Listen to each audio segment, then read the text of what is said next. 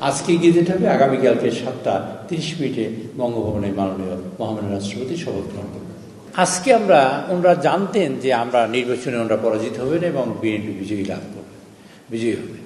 কী কারণে ওনারা তারপরেও এখানে অংশগ্রহণ করেছেন, এই বিষয়টা অত্যন্ত গুরুত্বপূর্ণ এবং আমি মনে করি এই বিষয়টার উপরে আপনারা সবাই দৃষ্টি দেবেন।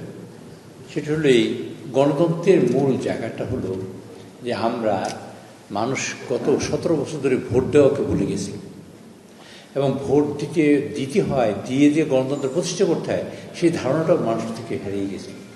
সেই ধারণাটা প্রতিষ্ঠা হয়েছে আজকের এই সমগ্রটা লাইভ দেখেছে আমাদের শুরু থেকে, এবং কোনো ডিসপিউট নাই।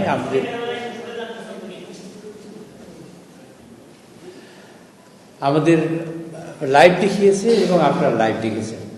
তো আমরা এই জাতিকে আশ্বস্ত করতে চাই যে আমরা যেন সবসময় একটা স্মুথ ট্রানজিশন করতে পারি এবং সেই ধারণাটা, বিশ্বাসটা যেন আমাদের মধ্যে তৈরি হয়। দ্বিতীয় দিকটা তৈরি হয়েছে আমরা ইনক্লুসিভ, আমরা সবাইকে নিয়েই পথ চলতে চাই। আপনারা নিশ্চয়ই দেখেছেন, জাতি দেখেছে, সরকারের আমাদের সংসদ নেতা, মাননীয় প্রধানমন্ত্রী, বিরোধী দলীয় নেতা, তারা কিন্তু ভোটদানের পরে একে অপরকে কংগ্রাচুলেট করেছেন এবং একে অপরকে শুভেচ্ছা বিনিময় করেছেন। এই যে শুভেচ্ছা বিনিময়টা, এটা হলো বিরাট মনের প্রকাশ এবং এটা যে আমরা ইনক্লুসিভ তার প্রমাণ কিন্তু এই একটা। তৃতীয়ত হলেন যে আমাদের বিরোধী দলীয় নেতা, তিনি প্রথম ওখান থেকে এসে আমাদের মহামান্য রাষ্ট্রপতি যিনি নির্বাচিত হয়েছেন বেসরকারিভাবে, তাকে কংগ্রাচুলেট করেছেন এবং তার সাথে গোলাগুলি দিয়েছেন।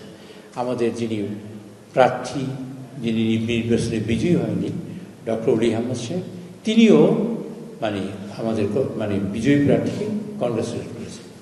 এই কালচারটা বাংলাদেশ থেকে হারিয়ে যাচ্ছিল এবং হারিয়ে যেতে বসেছিল। সেই কালচারটা আবার পুনরায় ফিরে আসতে শুরু করেছে। আমি আপনাদের সকলের সহযোগিতা চাই। আমাদের গণতন্ত্র কিন্তু সকল কর্মকাণ্ডের কেন্দ্রবিন্দু হবে কিন্তু গণতন্ত্র। গণতান্ত্রিক সরকার না থাকলে ডেভেলপমেন্ট হবে না, গণতান্ত্রিক সরকার না থাকলে আপনাদের উন্নয়ন হবে না, গণতান্ত্রিক সরকার না থাকলে ভবিষ্যৎ প্রজন্ম যে আসবে তারা কোনো পথ খুঁজে পাবে না।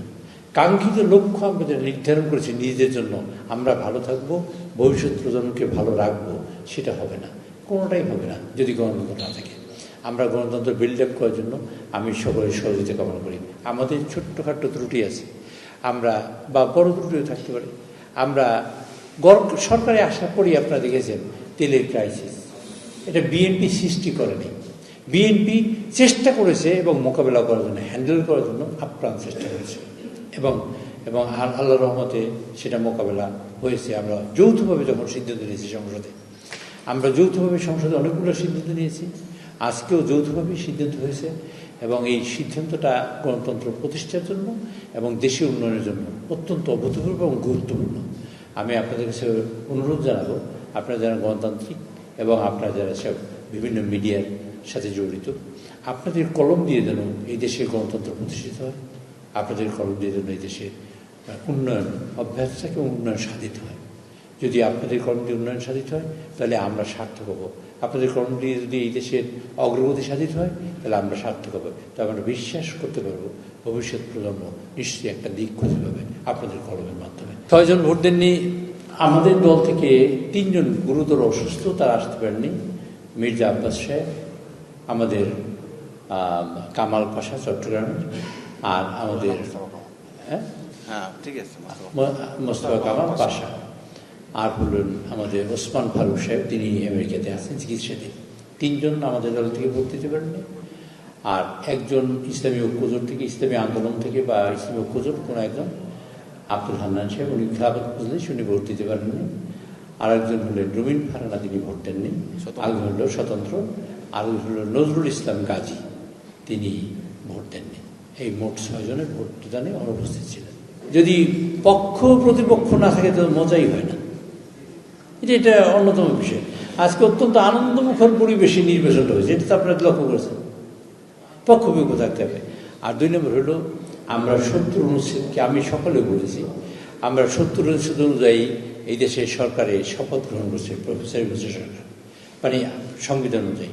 এই সংবিধান অনুযায়ী নির্বাচন কমিশন গঠিত হয়েছে এই সংবিধান অনুযায়ী ভোটার লিস্ট তৈরি হয়েছে, এই সংবিধান অনুযায়ী আমাদের ডেলিমিটেশন হয়েছে, আমাদের এলাকা ভাগ হয়েছে, এই সংবিধান অনুযায়ী নির্বাচন কন্ডাক্ট হয়েছে, এই সংবিধান অনুযায়ী আমরা ভোট দিয়েছি, এই সংবিধান অনুযায়ী আমাদের ফলাফল হয়েছে, এই সংবিধান অনুযায়ী আমরা শপথ নিয়েছি, এই সংবিধান অনুযায়ী আমরা এখনও সংসদ সদস্য। আমি সেখানে কী করে স্বার্থ সংবিধান বাধ্য? আমার স্বার্থ কী? আমার কোনো শক্তি নেই।